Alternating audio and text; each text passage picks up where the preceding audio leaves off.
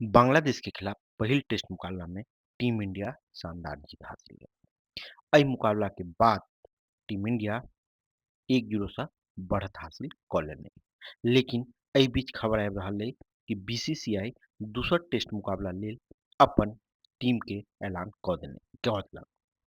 एहि टीम में सब वैह खिलाड़ी छथि जे पहिला टेस्ट मुकाबला में उतरल रहथि।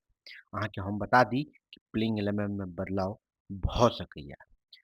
चेन्नई में लोकल बॉय अश्विन के शानदार प्रदर्शन देखऽ के भेटल। ओनाहे 27 सितंबर सँ कानपुर में होबयवला मैच में कुलदीप यादव नजरि आबि सकैत छथि। हालांकि प्लेइंग 11 केहन हैत एखन कहनाइ कनि मुश्किल हैत, लेकिन प्लेइंग 11 में एक या दूटा बदलाव देखऽ के भेट सकैए।